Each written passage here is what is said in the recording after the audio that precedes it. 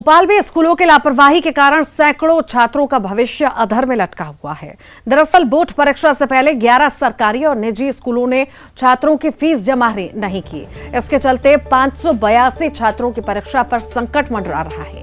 इन स्कूलों को छात्रों के बकाये फीस के रूप में 35 लाख रुपए जमा करने हैं। आज से पेनल्टी के रूप में 5,925 रुपए जमा करने होंगे। हालांकि माध्यमिक शिक्षा मंडल के सचिव श्रीकांत मनोट ने कहा है कि मामले में बच्चों की गलती नहीं है, लिहाजा उन्हें परीक्षा से रोका नहीं जा सकता।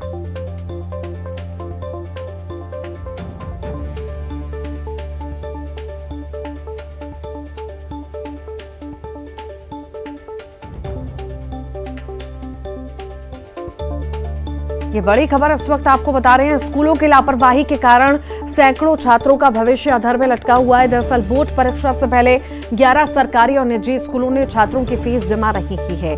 इसके चलते 582 छात्रों की परीक्षा का संकट मंडरा रहा है। इन स्कूलों को छात्रों के बकाये फीस के रूप में 35 लाख रुपए जमा करने हैं। देश में 11 से ज्यादा सरकारी और निजी स्कूलों की जो परीक्षा फीस है वो नहीं पहुंची और इसको लेकर कई तरह की जो परेशानियां हैं वो सामने आ रही हैं। ऐसे में बच्चों का भविष्य भी अधर में लटका हुआ है। इस पूरे मामले को लेकर क्या कुछ आज की बैठक में फैसला लिया जाएगा? इस वक्त हमारे साथ माध्यमिक शिक्षा मंडल के सचिव जी, उन्हीं से बात करेंगे। सर, आगे क्या कुछ एक्शन लिया जाएगा, क्योंकि ये बड़ा मामला है, बच्चे परीक्षा से वंचित भी रह सकते हैं। 11 सरकारी और निजी स्कूल इसमें शामिल हैं।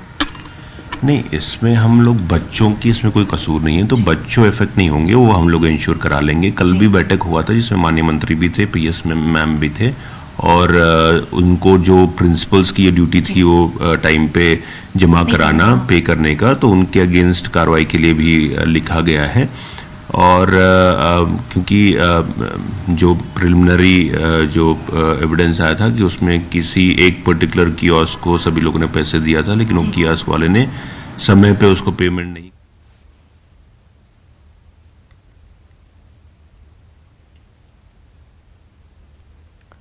तो सवाल यही है कि स्कूलों की लापरवाही का क्या आखिर असर पड़ेगा भविष्य पे, छात्रों के भविष्य पर असर पड़ेगा।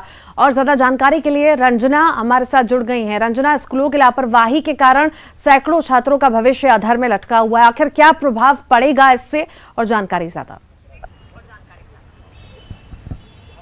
जी तो बिल्कुल, अपना जो माध्यमिक शिक्षा मंडल को लेकर जो एक नया विवाद खड़ा हुआ था, जिसमें करीब 11 से ज़्यादा ऐसे निजी और सरकारी स्कूल हैं जिनके जो प्राचार्य और संचालक हैं, जिन्होंने करीब कई ऐसे छात्र छात्राएं जिनके परीक्षा फॉर्म और फीस जमा नहीं की। तो इसी को लेकर लगातार जो विवाद है वो खड़ा हो गया था, और करीब जो स्कूल संचालक है और प्राचार्य हैं उनको पेनल्टी के रूप में जो लेट फीस है वो 87 करोड़ रुपए की जो राशि है वो जमा करनी थी। लेकिन इसी का समाधान निकालते हुए शनिवार की रात तक जो स्कूल संचालक है और प्राचार्य, उन्होंने शिक्षकों से 10-10 हजार रुपए का चंदा एकत्रित करके जो फीस है वो जमा की थी। और अब इसी बीच जो बोर्ड के अधिकारी हैं उन्होंने एक बैठक भी दी थी, जिसमें 582 ऐसे छात्र हैं जिन्होंने तब भी फीस जमा नहीं करी थी, और इसको लेकर जो बीच का रास्ता है वो निकाला गया। और एक तरह से जो खबर का बड़ा असर है वो यहाँ पर देखने को मिला है, जिसमें माध्यमिक शिक्षा मंडल के अधिकारियों ने बैठक में यही फैसला लिया है कि